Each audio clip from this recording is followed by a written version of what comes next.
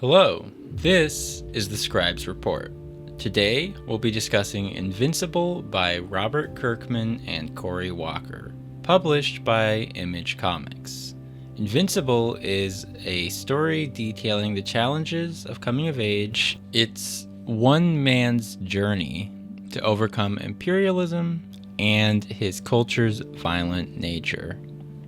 The following has spoilers for Invincible issues 1 through 10. Invincible expertly uses the comic medium to tell its story.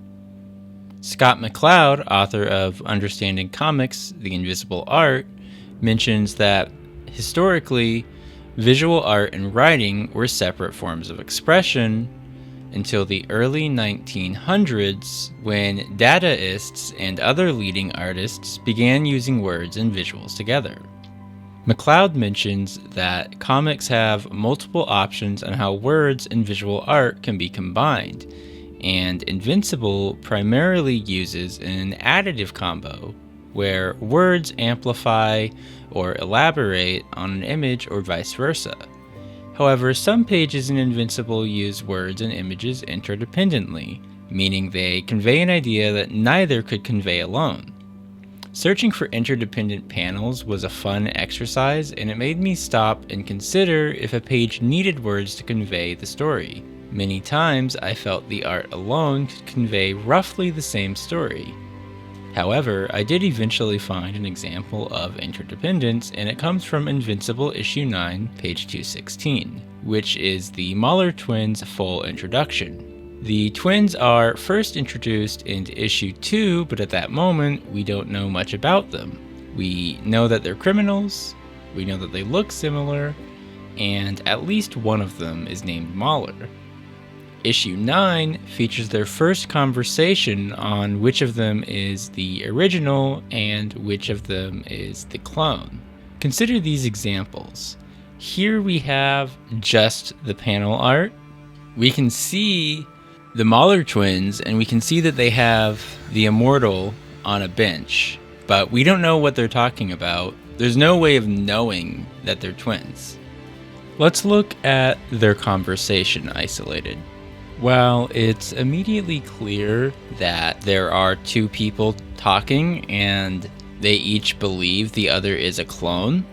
We don't know with any certainty who's talking. Neither of them says the name Mahler, neither one mentions the immortal by name either, so we don't know who's on the bench, meaning that both the art and their conversation is necessary to understand what's happening on the page. This is what interdependence looks like. Moving on to how Invincible uses color, McCloud dedicates the 8th chapter of Understanding Comics to the use of color and mentions that as of 1993, the use of color in comics was only just beginning to break away from mostly using primary colors, if at all, citing the expensive price of color printing.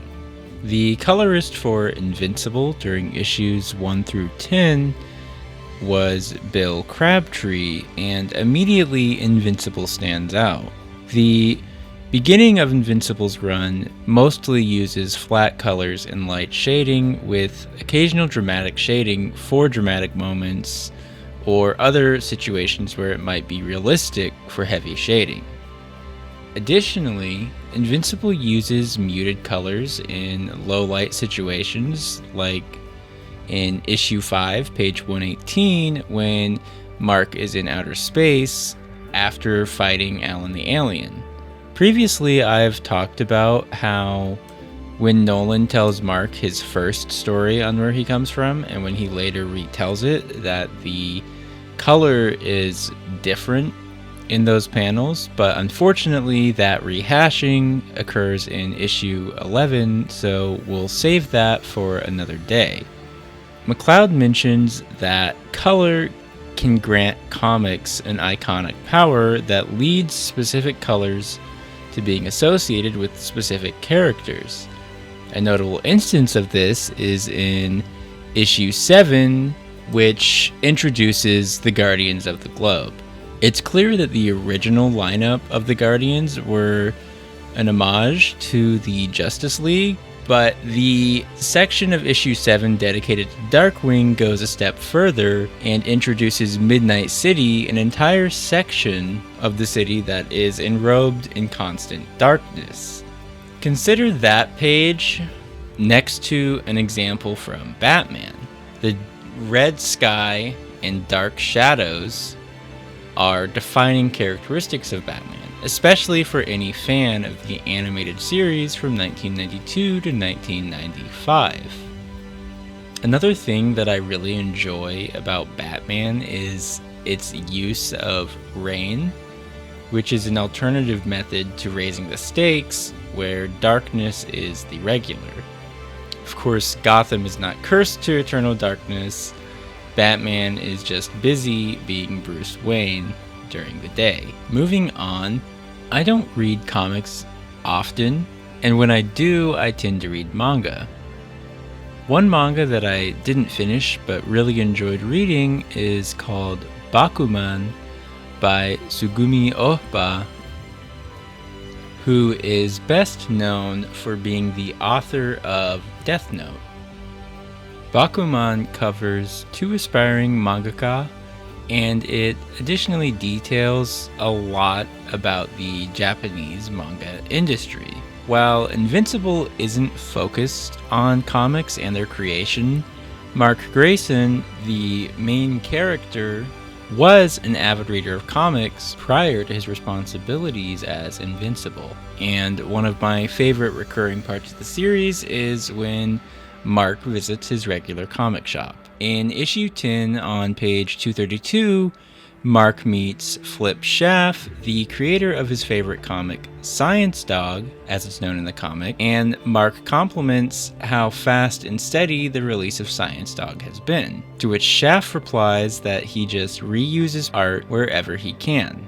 McCloud talks about different transitions during panel changes. Pauses like this and their reuse of panel art are moment-to-moment transitions because little actual time passes between each panel, right? Personally, I believe this is up to interpretation. Aspect-to-aspect transitions, for example, can bypass time. And this is how I interpret the beginning of issue 7 on page 147, which features Mark sleeping across the entire page. At no point are we told how much sleep Mark is catching up on. A team might use a tactic like this if there are major pages in the issue where art and writing time is better spent elsewhere. Issue 7 is when Omni-Man kills the Guardians of the Globe, but issue 7 additionally features at least a page with its own background for every member of the Guardians at that time. Darkwing, War Woman, and the Immortal all get 4 pages. A trio much like Superman, Wonder Woman, and Batman, and the core of the Guardians early in the series. While great art and solid writing both make Invincible great, effective management to meet monthly deadlines is equally essential to a comic's survival. It's clear that the many people behind Invincible's impressive 144-issue run were talented.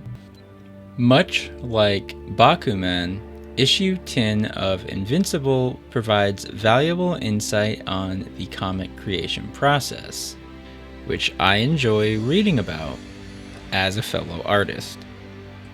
While my favorite issues of Invincible happen much later in its run, I will always have an appreciation for the first issues.